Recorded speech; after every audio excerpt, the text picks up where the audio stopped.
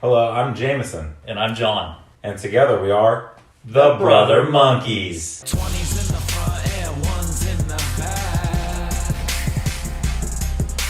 20s in the front and one's in the back. 20s in the front and one's in the back. 20s in the front and one's in the back. Yow!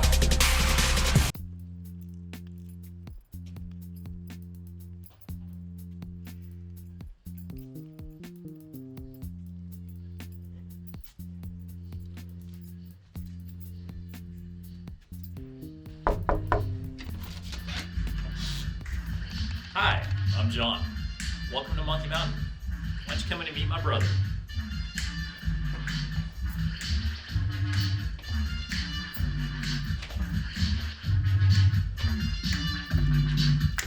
What's up? I'm Jameson, and welcome to Monkey Mountain.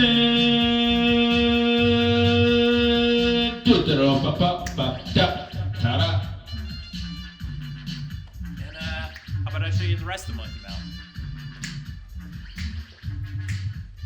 Brother Monkey High Five. And you've probably been wondering what we've been doing in Santa Clarita the last decade or so. And I'm Jameson. And I'm John. So we first met in 1980 when I was born, because he's the older brother. Yeah, we're real life siblings, and we grew up in the San Fernando Valley in the 1980s, and that's where I met him. And as soon as I met him, we started realizing we had a mischievous bond. Yeah, and we grew up together. We're real life brothers. We have both of the same parents. John Sr. and Kathy.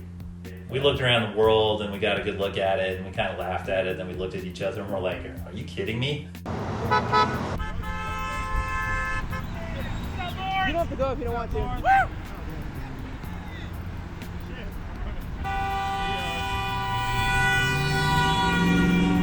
So we started taking steps towards our entertainment career in the manner that people have been exposed to it. I'd say on that surf trip in the Canary Islands was the first time that we really, I think, got a hold of it, wouldn't you say? Yeah. John was stationed in Germany, and he used to bring me over every summer to visit him in Europe.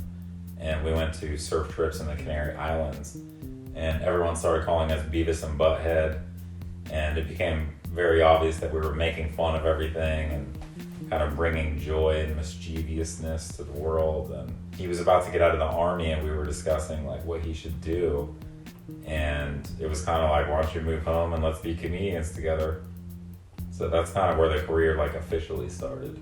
Yeah. Right? Yeah. And then we were in my apartment in Germany, and we did some initial screen tests on my Handycam, and we ran a scene from Vanilla Sky and a couple other things. Yeah, Vanilla Sky was one of our favorite films, and we started acting things out. And we quickly realized with the feedback that we were not serious dramatic actors. And, yeah. I mean, although I think we could do that. I think at the time we realized we weren't dramatic actors, but we realized that we were funny. Yeah. And that we were fearless. And that led us to like a deep calculation of what to do. We were fortunate to have a father who had a high-level perspective, or he still does, and he stuck in there with us as best he could throughout the whole thing, which has been, it's a difficult thing when somebody starts getting famous. Love you, Dad. Thanks for helping us Love out. you, Dad. This is a kitchen where the Brother Monkeys prepare a lot of vegan food and a lot of good healthy food. It's important to be healthy. It's important to eat good food for everybody. Having been a high-ranking military officer, I had a lot of high-level options in my life, and so when I was discussing, it was kind of funny to me because I hadn't really seriously considered to run in Hollywood or whatever, and we sat down and decided the best option was to start off in stand-up comedy. Yeah, so we started doing stand-up. Even before he got out of the military, he was doing stand-up, and then I was doing stand-up out here in California. And then he moved out here, and we decided to go, together. Yeah, I was moonlighting as a stand-up comedian in Louisville, Kentucky, because I was stationed at Fort Knox. And I wasn't sure if the military was going to be cool with it, so I came up with a stage name on the spot for the open mic. It was Johnny Ska. And I told Jameson, and then I was like, oh, I'll be Jimmy Ska, and then the Ska brothers were born. bright lights, big city. And then against all odds, we were on the first wave of internet famous people. We came back to LA, we started doing stand-up, and then we started producing internet content. And before we knew it, a little site that no one had heard of. Yeah, there was, my friend told me to join this site called MySpace. No. MySpace, no. It was like 2004, 2005. He wouldn't get off my case about it. So I finally joined it, right? Then John moves out. We do stand-up comedy. A few months later, John starts getting these migraine headaches. And so he's taken out of like the game of like live performing. And I figured out, oh, dude, they rank these blogs in this like top ranked blog thing, right? And I was giving myself like fake clicks, and the more fake clicks I give, the higher you get ranked on the actual blog list, and then you would get a massive amount of real views. Okay, what do we got here? We got friend request. Yeah, I love friend requests, man. Friend requests are always good. Let's see what we got in store today. Oh, good Christ. Let's see what this guy's all about. Lend me an ear. I want to be your... Mike? Haven't you learned anything? I'm fairly misunderstood. I was the heavyweight champ of the world. I also had the best Nintendo game ever. What are you talking? What? And so when he was, kind of sidelined by the migraines, we started like auto-clicking our blogs, getting ranked high, and then we started to get a lot of like real readers, and then it started taking off on its own, and we realized the power of the internet. This is my office / studio. A lot of creative work gets done here. A lot of music, a lot of multimedia, a lot of cool stuff.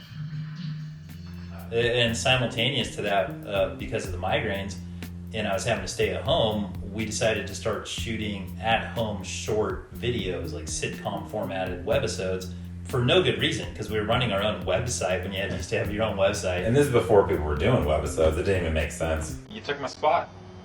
That's not your spot. That's always my spot. Why'd you take my spot? Like, you weren't even there, dude. It's part. It's a spot. It's not like it has your name on it or something. You can't just take a man's spot. That's not your spot. It is my spot. Well, I'm there now. So obviously it's not your spot. It's not I challenge you to a thumb war. What?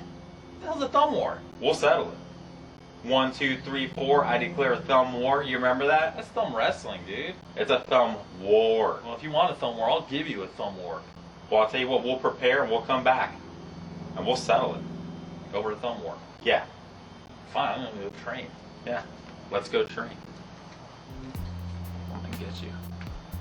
I think we started shooting those in November 05, and then February 06, a little site called YouTube opened up, and we were like, this is great. We have all these webisodes that we're creating, and we uploaded them to it, and we followed the same format as the MySpace to get the market position. And the next thing we knew, we were pioneering webisodes on YouTube, and we were on the most viewed page on YouTube every day for like 18 months or something. Yeah, and when you get on the most viewed page back then, you would get, 10, 20, 30,000 real views in like one day from getting on that list. So it was like the richer getting richer.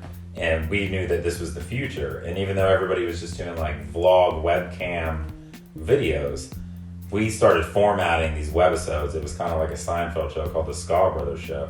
We had an opening with a cool song and our logo. Then we had like a 3 to 5 minute episode that was like a funny Curb Your Enthusiasm Seinfeld.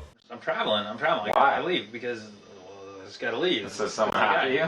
No. No one's after me. Someone wants to be my friend. So I gotta So, go. what, on MySpace? I already told you too much, but What do you mean Yeah, you told me to? So a guy wants to be your friend on he MySpace. wants to be my friend, but I don't want to be my friend. So I gotta Oh, so press deny. No, you can't. No, not with this kind of person. What are you talking about? No, look, he already knows too much. Well, He may know where I am. Hey, calm down. Okay. And then we had to close, right? So you could get used to this format. And a lot of people saw us start to do that, and they knew that was the future right away. So we took some flack and got some praise, both at the same time. Yeah. The most important part was that we pumped out about 70 episodes to the tune of about 3.5 million views.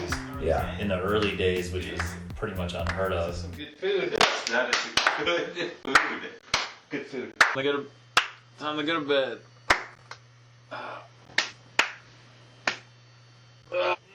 Pull the sheets over my head. See, that's a good dream.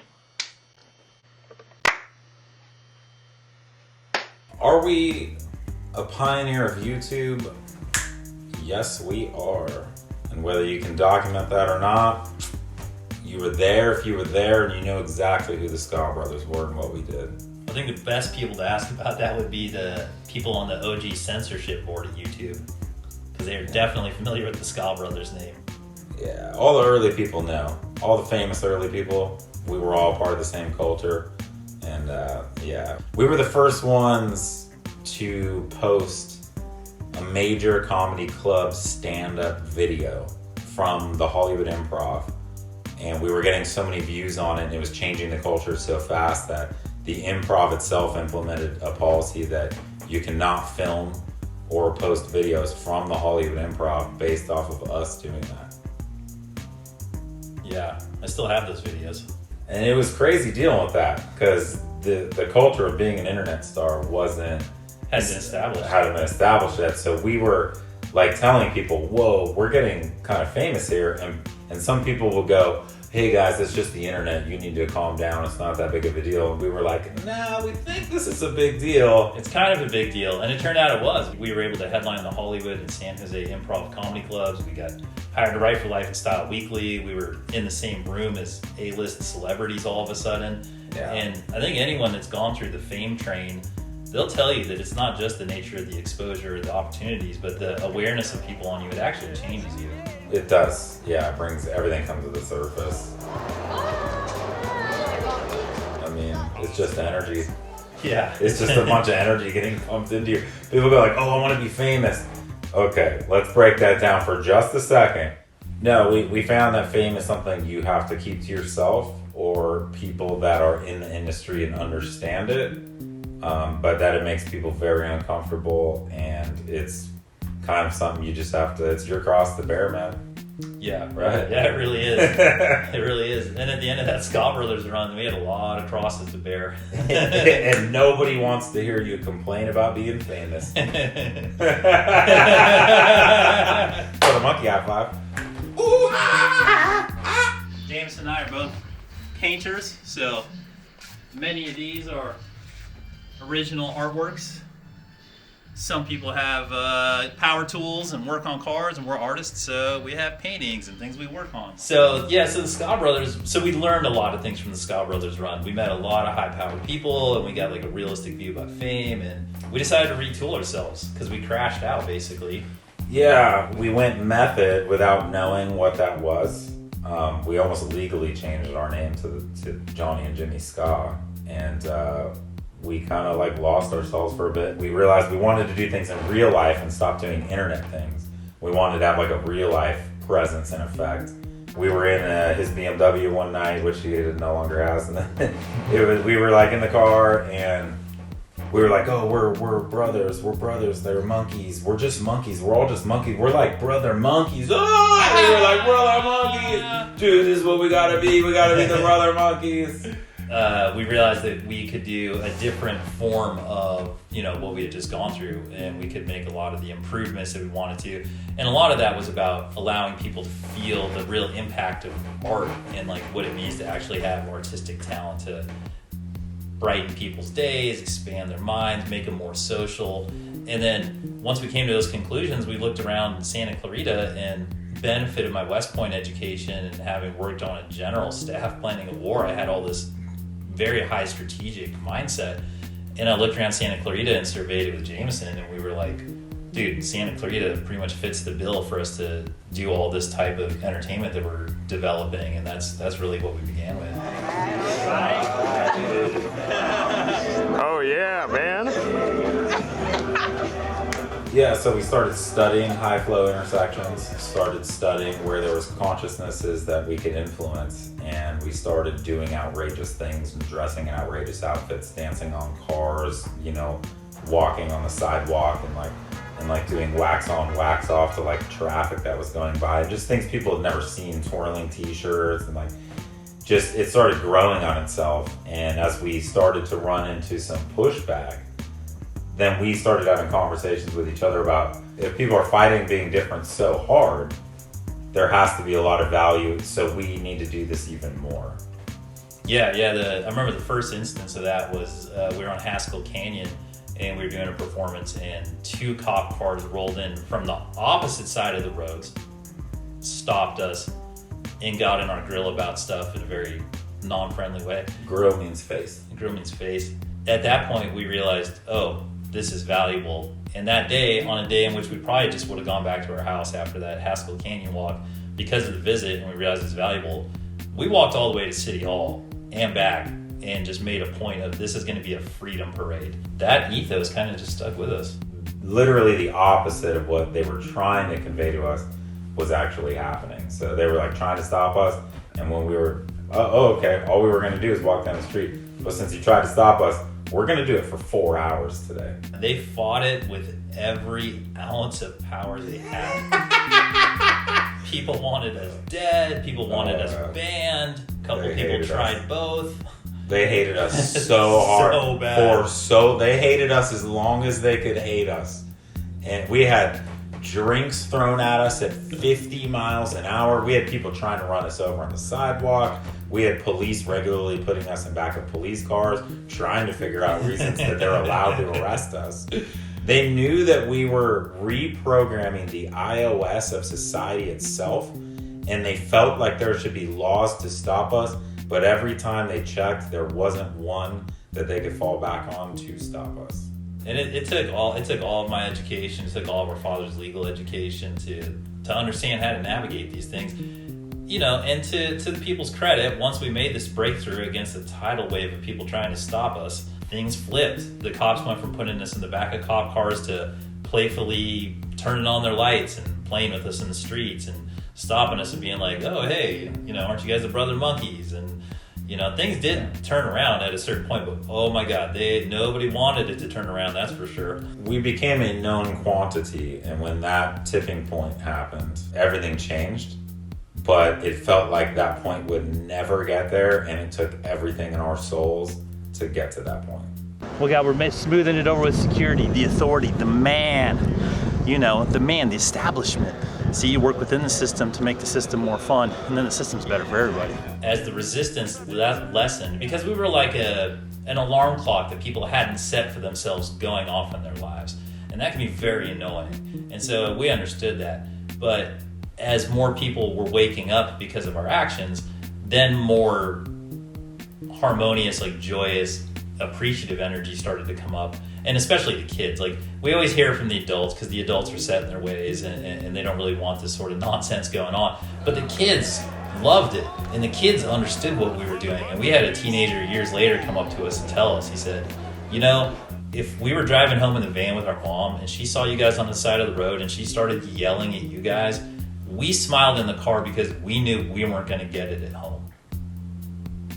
And I always remember that. I'm on my day to my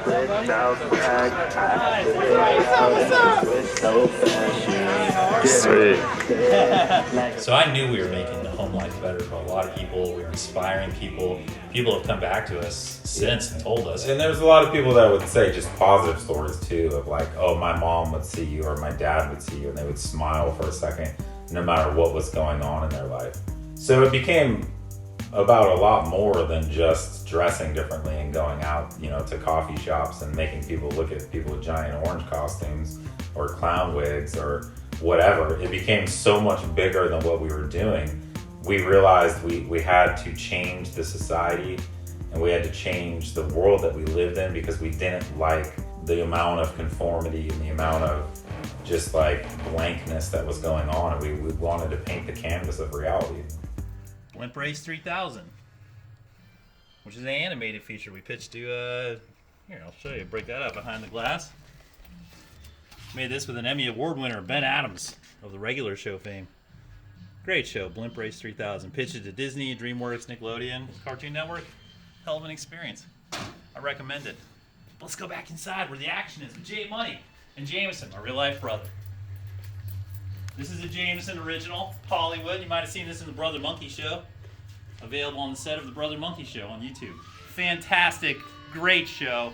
Eric Andre show with two middle-aged brothers who have been living in the same suburban house for way too long. See what happens when we get way too turned up on the Brother Monkey Show.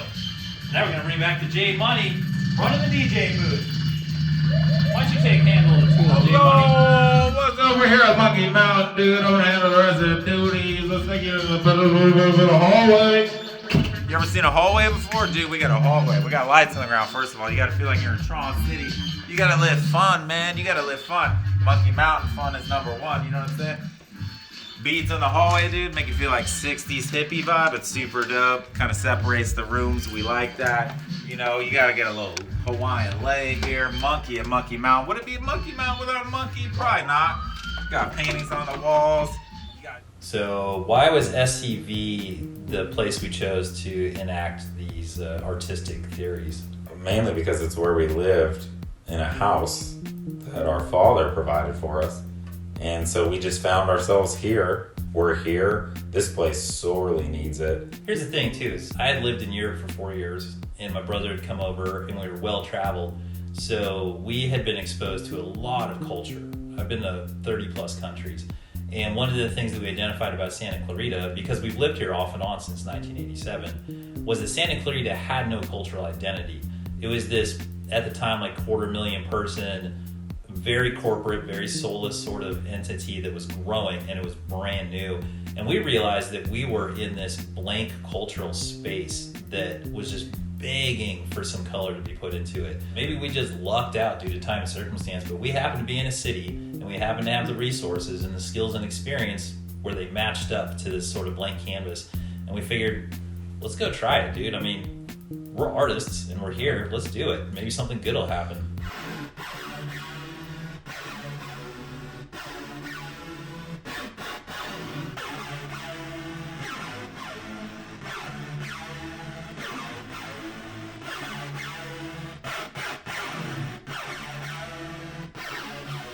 Our time in Europe showed us what a rich, rich culture is. And we're so close to Hollywood and we're in the LA Dome that we just wanted people to start sharing in that culture because, you know, we're economically in the Hollywood zone and there's so many entertainment industry people that live here. We wanted people to quit acting like we lived in Nebraska. Yeah, Santa Clarita in particular is a very interesting city. You know, you're only 20 miles as the crow flies from Hollywood. But people out here do act like they live, you know, in the middle of the country and that we're almost completely separate of California, we're separate of Los Angeles. And we wanted to remind people, like, look, we're actors, we're doing auditions from Santa Clarita, we're in the Hollywood district, like, you know, 2-3 days a week. And you know, our proximity to Hollywood and LA, it helped us to be able to do what we did in Santa Clarita because in one aspect we would do our act here in Santa Clarita, take the vibes that we took, mixed bag of them, and then we would go to Beverly Hills, let's say, and we did it, and they would put us on national television. So they were reinforcing the fact that what we were doing was in the spirit of entertainment and that it was good. And then when we would come back to Santa Clarita to do it, even though we were taking some hits, you know, we knew that we were doing the right thing. Yeah, we would go through some pretty intense things on the streets here, and then, like, talk to ourselves and be like, dude, is this, what's, like, are we doing something wrong? Like, I feels like we're just bringing good vibes to people, and then we would go to Beverly Hills and they throw us on TMZ. We're here to talk about whether LeBron's going to go to the Lakers. We'll start it off with the stuff that matters. Oh, okay, and that's where we started to analyze society itself and the differences of societies, and we basically became sociologists because we had so much data. We were coming back almost like scientists, not like artists. And we were like comparing like the way that people were reacting very scientifically. It was very interesting. At that point, we started to realize that we were actively engaging in the progression of the culture here in Santa Clarita. You know, it was a beneficial trip for us. It wasn't just like, we weren't just giving it to Santa Clarita. There's a connection that happens and the learning was happening both ways. And it was, you know, for me personally, it was exciting because at West Point, when I studied there, I was studying in a lineage of people that had made history regularly, and they told us that they were training us to make history. And I go, oh man, I may be the first West Pointer to ever really be an entertainer doing exploration and progression of the culture. So it's very personally satisfying, and the fact that I got to do it with my brother was amazing. And it still is amazing because he's a genius, this guy. And so it was rad that he was a not in the system educated genius and I was a in the system genius, and then we were working together with these two different sets of mentalities, and we were achieving these really epic results. It's very exciting. Very exciting. I mean, very difficult, but very exciting. Yeah. Dude, you ever seen a memory foam bed before? You ever seen a memory foam bed before? I don't think so. You got lights, things that turn on and off. Look at Rush poster. New Beat Fun. Shout out to my roommate Shelby. Dude, look at this. Nickelodeon guest pass, Walt Disney. This is when I pitched a cartoon to Disney. Do you know how hard that is? Do you know how hard that is? You don't get a lot of sleep the night before. You pitch a cartoon to Disney. Your life could change. Got more paintings. We got roommates, walls. We do our own soundproofing around here with blankets. Dude, you get soundproofing, life's way better. Dude, we got John's room here, the master bedroom. It comes with the butler. Look at this, the YouTube, the Johniverse. Check it out. Some dope vids. You might like them. Dude, we got lights, color changing lights. You gotta make your own fun in life. These things are like $12. Buy some. Look, and then you got John's painted car out here. Look at this. Legendary Monkey Mountain. The painted RAV4. Anything can be fun. Anything can be fun. A number one. You shoot good things out of a gun. It doesn't have to be death. You don't have to smoke meth. You can have just a good time. How did people react to us when we started shooting up in Fame? It was a mixed bag, but it was mainly severe reactions with a few exceptions, I'd say. I instantly lost friendships. People that couldn't handle it. Some people, man, It's so complicated. There were some seriously unbelievable reactions. Oh my god! Like at one point, our mother she'd been attempting to be an author, and she started telling people that she was writing our blogs. Yeah. Because they were so popular behind our back. We didn't even know. Yeah, there's a lot of weird stuff that happens. People got manipulative. There was even third order effects. We had a comedy manager, and she just straight up had con men started coming at her and trying to get access to us. Yeah, there's not getting rich from it and still staying in the middle class with all the connections you have. It is a very powerful thing to happen. A-list celebrities that they make it and they get $5 million for Warner Brothers, and then they can go put themselves on a house on the hill and kind of deal with it. That's one thing. We didn't have that. We were getting famous and we were stuck exactly where we were in regular society. Yeah. We weren't being removed from anything. So it was very intense for people to be around this ascension of fame, but yet we weren't showing up in Ferraris. We didn't have any real personal financial upgrades. Yeah, we didn't have any material markers. Right, there weren't material markers. So that's what makes internet fame, I think, in particular, so hard to deal with. We had dinner in the same room as David Duchovny and Kim Kardashian, and then we came back to Saugus.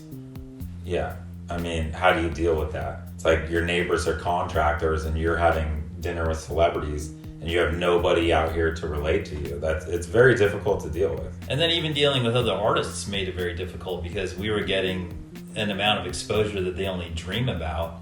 And that's the problem. They only dream about it because when you do get the exposure, it's not a cakewalk. There's all these weird responsibilities and filterings and things.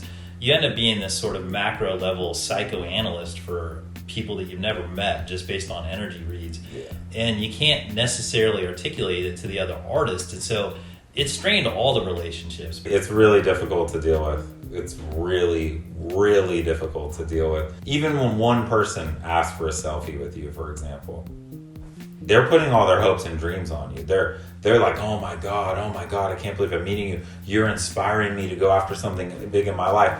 And that's like a 2-minute interaction. And then you go to another one of those where somebody puts all their hopes and dreams on you. It's so intense to go through. And then you go home with all that energy on you.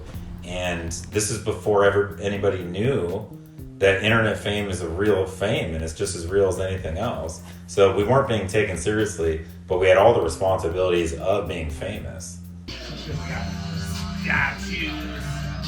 We got arts. We got the arts. We watch movies in the backyard. It ain't that hard. Look at this. You got baby heads. I don't even know if you covered this before, but check it out. painted most of this ourselves. The famous baby head of Santa Clarita is at Monkey Mountain. It's at Monkey Mountain. UF Orangina. Seating, very important. Seating, you gotta have hella heads up in here around a fire pit. You can really burn off some vibes when you got a fire going on. Easy style, easy. Let me get a quick fire for you. Yeah, you light them up, and then you sit around the fire. You think about your life. You think about your life. You go, what does my life mean? The fire will tell me what my life means. We were the most famous people that people didn't know were famous. Yes. Yes, that's exactly it. It's like the entertainment world, and also like as far as America in general, we feel like America can all be Hollywood. We can all live like an open-minded artistic lifestyle wherever you are. It's our culture. Yeah, we're just trying to promote freedom and thinking for yourself and individual action and responsibility, and just reminding everybody that, yeah, we're America, we're a free nation, and, you know, enjoy your freedom. And part of that means that you gotta like not fall asleep at the wheel and be a conformist. Yeah, and part of enjoying your freedom is realizing there's some people out there that don't want you to have it. So you have to fight for it a little bit, take some flack, but we're here to tell you that if you do that for long enough, you will become a known quantity and you will receive special freedom treatment, because people will go, oh, this person is a person that knows they're free and they fight for it, so I'm going to allow them a certain amount of freedom that they earned. You know, you have to earn your freedom. Yeah, you do. You really do. It's not given to you. It's an idea that you can start with, but actual like on the ground freedom, you have to earn that. That's fun. That's the fun of jamming right there. Is you find new stuff you didn't know you had in you or in the room.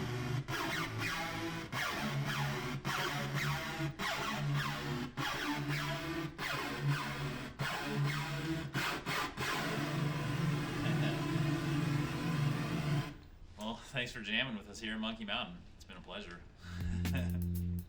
Yeah, what was our goal with the online content was to give an accurate entertainment representation of what we were doing. And then to me, the point of what we were doing in real life was that our entertainment product wasn't just a bunch of talk. Our entertainment product was representing the actual ideologies and artistic intentions that we were enacting in our real life thing. We were hoping that if we changed enough people in real life, that for sure that was good enough on its own, but that it might lead them to our entertainment product and realize that if they wanted to put us up into the global Hollywood entertainment realm, that we were real. That like this wasn't just a couple of actors going up and saying lines. These were people who were for real, that we want to go out and actually entertain people, and that we mean it, and that our methods actually work. Woo! From Monkeys!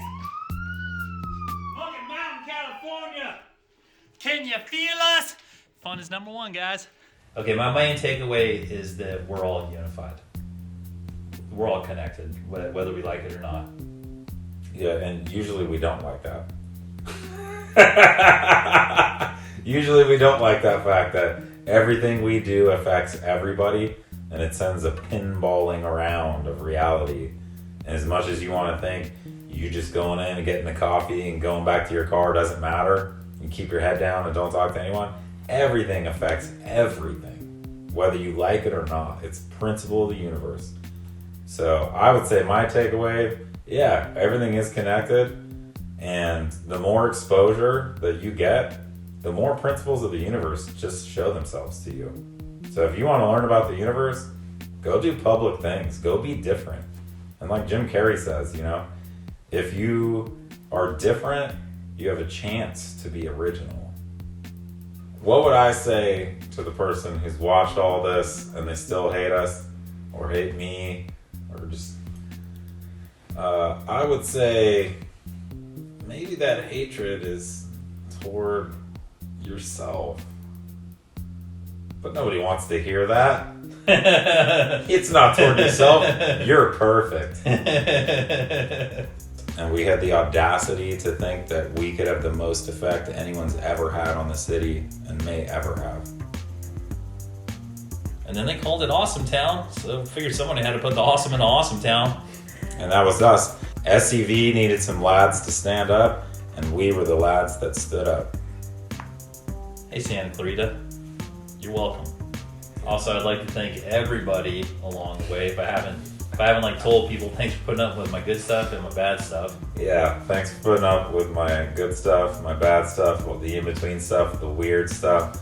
Thank you for putting up with Jameson and everything I've put everybody through. And, thanks for the love, compassion, support. Couldn't have done it without everybody. It's not true you don't do it by yourself. Not at all. It takes so many people along the way to help you, become yourself. So thank you to everybody. Love you. Love you very much. I'd like to be a movie star, TV movie star, write and produce, work in Hollywood, typical stuff. And I would like to run the world's first 12-foot horse track. 12-foot horses and above only. Now, I'd like to be a successful entertainer. I would love to be a successful entertainer.